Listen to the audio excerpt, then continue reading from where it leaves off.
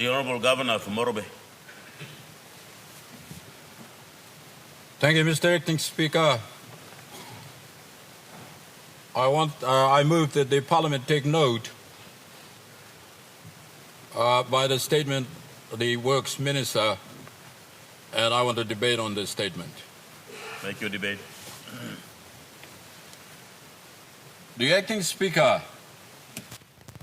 from the outset, I want to thank the Honourable Minister for Works for the preparation of the statement in relation to the road and the bridges that the government has a mission to deliver to Papua New Guinea.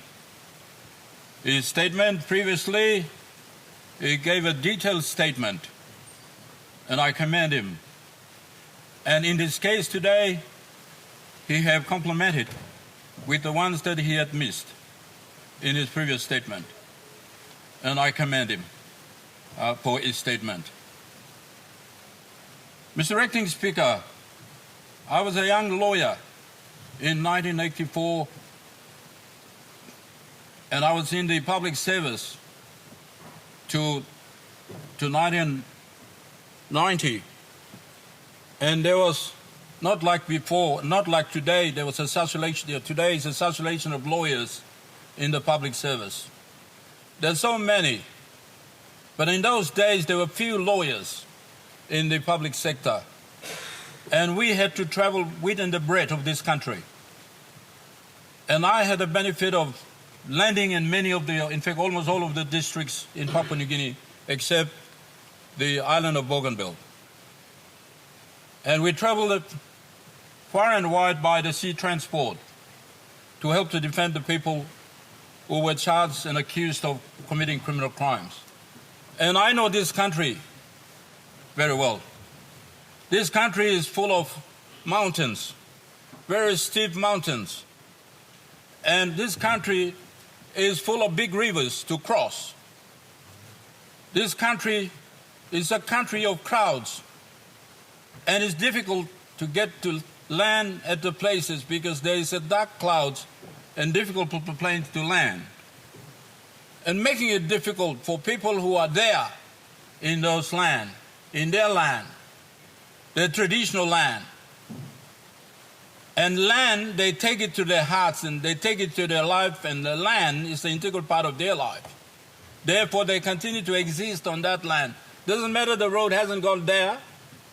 Doesn't matter the boat has not occurred, the jetties and wharves have not been built.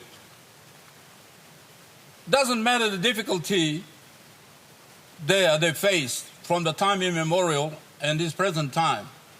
But they continue to live in their land, on their land, Mr. Acting Speaker. And I can understand, and I bear the hardship that the government of our country, the consecutive government of this country, to deliver roads to the width and the breadth of this country. And with the Kina devaluation, our Kina is really down, the value of Israel down, and we've been getting machines from overseas to come and help us to construct the roads and to construct bridges is a very expensive exercise, Mr. Acting Speaker. And we face this country, government in, government out. We continue to face this dilemma, Mr. Acting Speaker. And Mr. Minister, I'd like to humbly commend you. You're the great minister. You're a thick and thick minister. You have traveled the width and the breadth of this country physically with your staff. Because from the reports that you present to this Parliament, having read them and having perused them and read them, I'm satisfied you have actually physically, really and truly traveled this country. You travel them. And when you plan to connect the road to places never connected by road, where the people live, Minister, you've got a country at heart. This government, as a country, at its heart. With the little resources, you are targeting the road construction of bridges to those areas where the people live, where the people don't want to come out, They want to live there, and the government will bring the road there. Government will bridge the bridge, construct a bridge to bridge them, to get there, to help them develop their places. And your slogan to connecting the unconnected and reaching the unreached is the right slogan. That's right for this country. You want to touch those places. Like, for instance, Mr. Speaker, like in Morobe province, we have to connect the road from 40 Mile to Sili Sili, then to Langama, to Sewi, to Meniamia, to Kaintiba, and down to the Gulf province. That's where the people live. That's where the good valleys exist. And we have to connect the road there. You got it that in your plan. Mr. Minister, I see it. And I've been to some places like Telefomin. I landed there in your district. You were not member. I was a young lawyer. I went there to defend one fellow there. And I know Telefomin is a difficult country. And we need to build a road there. And you're trying to get the road connected to Telefomin. Hard-working people. You want to connect the road there, Mr. Acting Speaker. And some of the top places in this country, connected from Kikoli all the way to Southern Islands. Nice valley there, big thick forest, fertile land that we have to develop. I flew over those places. I saw it. And the Pacific. I was once taught the Pacific is full of swamps and no land there. When I was a small growing up, and little did I know from the geography lessons that I learned at high school. But when I went to Pacific's got a big valley. My goodness, biggest valley there. And I'm sure you're going to help to connect the road. I see it in your plan. Yeah, Mr. Minister and Mr. Acting Speaker. And all the other places that you mentioned them in the statement that you provide here. You got it right, Mr. Acting Speaker. He's got it right, the Acting Speaker. He got it right. Those places need to be connected by road. He's got it right. It's got it right, and I fully endorse. The only issue, the Acting Speaker, is that we will try our best. And I'd like to, at this juncture, Mr. Acting Speaker, I want to thank our donors. Our donors. They come in to help us. The Australian government and Japanese government, the Chinese government, and the monetary organizations will provide money. The country's there, but the monetary organization, International Monetary Organization, who will come in to give us money either as a donation, or as a grant, or as with conditions that we're going to repay them. All those monetary organizations, they come in to help. And I support you. We must thank them. And we must comply with the conditions that they give, because that's their money. They come from the hard work. The taxpayers in that country pay those money.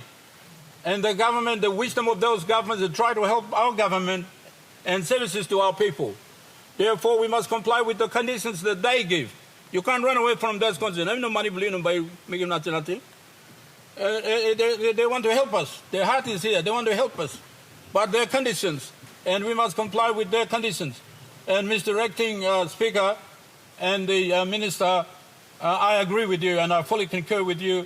We must comply with the conditions of the monies that they're giving us to help develop our country. I said thank you. And Mr. Minister, Acting Speaker, I can see the second mission is to deliver roads to places where there is economic potential. Like, for instance, in the Garaina Valley of the province that I administer, there's no road linking Garaina yet, but the valley has a big potential for agricultural purposes. We grow tea there. In actual fact, the tea that is growing in the Waki Valley was, first of all, naturally was done in Garaina Valley, planted in Garaina, and then taken up to the highlands. But never mind, let's not argue about that, but they have taken up, they're doing it well for the benefit of this country. But Garaina Valley has got a big potential there. And I can see that your road to connect Morobe and the northern province, or Oro province, and to the central province will enable the people there, the valley there will be utilized. And I can see the road going from Morobe to Sidewind to Medang. It's going to cross over one of the good valleys that we have it there. It's called Nanaya, Lonjika, Singorokai.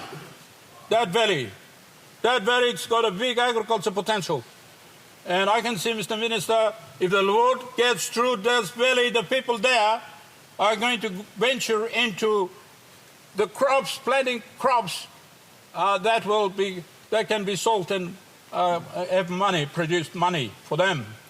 And other livestock, they can be raised there in those valleys. So I can see that where there is economic potential, Mr. Acting Speaker, there is a wisdom of this government through the Works Minister to connect the road to where there is an economic potential. And I commend you. I'm with you fully in heart.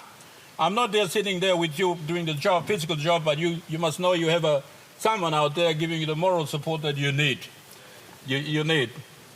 And the government, the minister and the department and the government of Honorable the Prime Minister, James Morobe and John Rosso, your mission to deliver a road to the economic potential is a salient proposal. And I fully commend you for those things. And also big bridges that you need to construct. Big bridges like from Pinsafen, like from Ley, all the way to Pinsafen, to Wasu there, all the way to Medang. We need to construct big bridges there. Very expensive bridges, but without the bridge, you can't take the car from one side of the river to the other side. You have to construct bridges. So equally so, I can see you're trying to marry the bridge program and marriage the road program together to see that we're all connected to PNG and particularly also to the places where the economic potential. Mr. Acting Speaker, I see your vision is right. And if we get many bridges from Ley all the way to Pinsap, to Medang and all the way to the Civics, those bridges are constructed. Equally so with the construction of roads. Mr. Acting Speaker, we will be fully connecting PNG. And all the other places that Papuan provinces, you're doing it from Abau all the way to Milne Bay. I traveled those roads by the sea and by plane from above, from heaven above. I saw those difficult land to construct a road before. Today, you have a plan to get the road across. I thank you. And all the other places from Borena all the way to Goilala, a very difficult country. I traveled by helicopter almost once in the 2 weeks over Goilala, and I must tell you that there's a lot of people living in the Goilala. And there is economic potential in Goilala. And you must put the road from Ley to Goilala to Garaina to Ley. Right? Get that one down. I haven't seen it. You get that one down. And then from Goilala to Popondeta in the Oro province. Get that one also down. It's a difficult country, but people love to live there. And they're hardworking people. They're hardworking people. You just have to put the road. And you're going to see the conversion of that hard work to the utility, tilling and the utility of the land, and they will produce economic development for themselves and for this country. And Mr. Acting Speaker, I hope that the Minister will add that one in. These other ones that you have not added, I'm telling you now, add them in. And we'll see.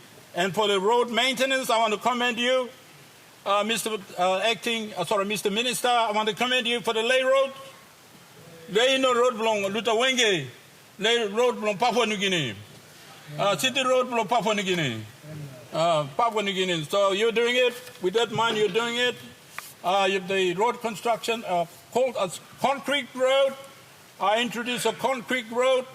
I have to fight 12 years to get the concrete road commenced. 12 years, remember. Mr. Minister, you know, come here and me fight long and me talk. And I'd like to commend the former Prime Minister for Papua New Guinea, Peter O'Neill, Honorable Peter O'Neill. He commenced the concrete road. And now the You are coming to complete it. I say thank you to you. On behalf of the people of Morobe and Papua New Guinea, I say thank you to you. And the member for Ley, the Honorable Deputy Prime Minister, he's physically seeing it that those things are done, and I congratulate you. I thank you. Andre Mitok, thank you to you in the floor of the Parliament. You're doing a nice job. Seeing the completion of the concrete road, and then completion of the four-way lane to Nachap and to the Warayarap. I said thank you, Mr. Minister. You and the Secretary came. You make sure that our brothers from the Chinese complete the road, and the Chinese are lacking money by walk. You came to make sure that they got the money. They're going to get the job done. And so, Mr. Minister, you've done it well. Having said that, I want to conclude my contribution in this debate that apart from the road, apart from the construction of road by bulldozer and grader and all of those things, and apart from the constructing of bridges by those equipment, I want to recommend some ideas for the road system, for the infrastructure that we need to have. One of which is the railway. Mr. Acting Speaker, I recommended railway from Ley to Ramu, and eventually maybe you can take to all the civics and to the Buddha one day, because I saw those valleys. We can do it. There's a big potential there, but we start small. We start where we can start first. Mr. Acting Speaker, I want to propose that we should construct the railway from the city of Ley all the way to Ramu. Railway is good because it can carry heavy tonnage of goods. The rail will do it in the carriages. They can carry heavy cargoes there. And it's cheaper. It's cheaper, the railways. And I recommend the railway not on the land, but maybe build a post and put the railway on the post. Because the Ley, between Ley and Ramu, is sitting on water. It's sitting on water.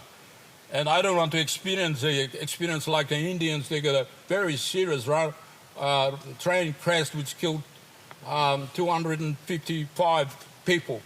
I don't want to experience those kind of people. So consider railway on the post. I recommend it. The engineers will get it to you.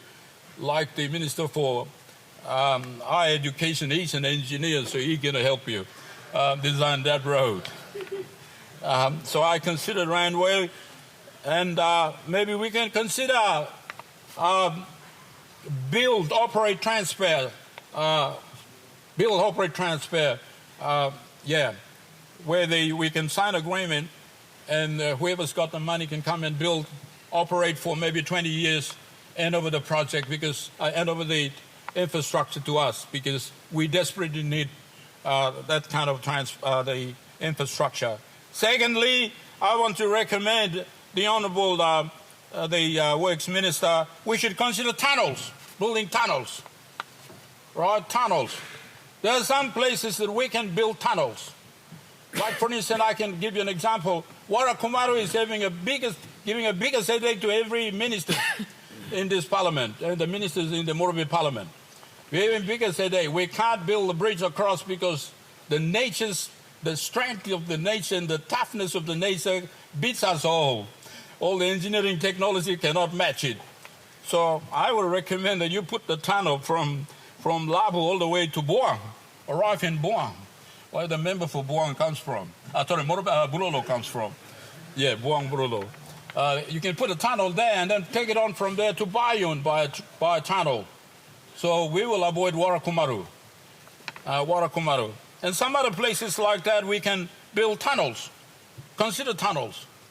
And then also, thirdly, consider cable car. Why not? We've got plenty of hydropowers going to be generated. Now, a couple are in existence now. But we can't generate more hydropower to run the cable cars. That we don't disturb the forest, we don't disturb the trees, we don't disturb the birds, we don't disturb the insect. You don't have to worry about the landslide, all of those things. You just go and then say hello to the nature and then get to your destination in the air. They're down there, and you're in there, say hello to the nature down there. So we consider that cable car. And waterways up in the Pacific.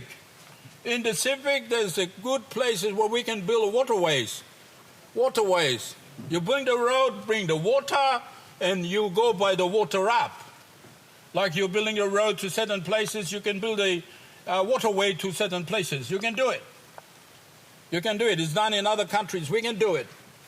So let us not confine ourselves, Mr. Acting Speaker, to the orthodox means of infrastructure that the Australians and the Germans and the other people who came to this country have told us to do. We should not stuck to the orthodox transport and the infrastructure. Let's be creative. We're an independent country. We've been to university. We've got plenty of universities, graduating so many engineers, mining engineers and civil engineers, and too many engineers are also in this parliament. Let's use our intellectual faculty to the fullest, and making sure that we have the innovative ideas to provide the appropriate the infrastructure and transport we need for this country. Like country like Goilala, sorry, don't get offended. Those places need tunnels through, and those places need a cable cars through to those places. You cannot be left behind. I love the slogan. Nobody should be left behind. And before we reach 2050, we should demonstrate that nobody's going to be left behind. We're going to get the right infrastructure, appropriate infrastructure there, so nobody's left behind. And when the 2050 comes, we all rejoice, and from the top of the mountain or wherever we rejoice that 2050 mission has been achieved with the appropriate infrastructure and transport system that we put it in by the orthodox way or by innovative and creative way. Mr. Acting Speaker, thank you for giving me the leave. Thank you.